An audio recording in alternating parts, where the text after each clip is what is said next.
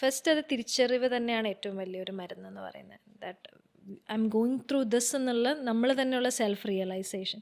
ഞാൻ പറഞ്ഞില്ലേ, എനിക്കത് തിരിച്ചറിയാൻ പറ്റിയിട്ടുണ്ടായിരുന്നില്ല. ഞാൻ ഭയങ്കരമായിട്ട് സ്ട്രഗിൾ ചെയ്തിരുന്നു.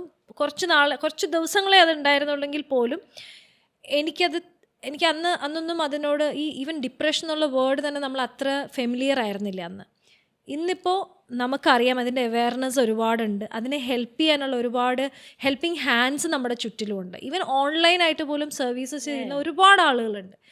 അപ്പം if you feel like that ഒരു കൈൻഡ് ഓഫ് ഒരു സംതിങ് ഈസ് റോങ്, എനിക്ക് എന്നെ തന്നെ നമ്മളെ ഹെൽപ്പ് ചെയ്യേണ്ടത്, നമ്മളൊരിക്കലും മറ്റൊരാളെ ഡിപ്പെൻഡ് ചെയ്തിട്ടല്ലല്ലോ നമ്മുടെ ലൈഫ് പോകണ്ടേ. നമുക്ക് സെൽഫായിട്ട് നമ്മളെ ഹെൽപ്പ് ചെയ്യാനും സെൽഫായിട്ട് നമുക്ക് എന്താ പറയുക, കറേജ് കൊടുക്കാനും ഒക്കെ പറ്റണം അല്ലേ.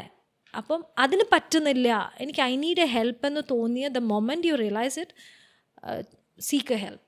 അതാണ്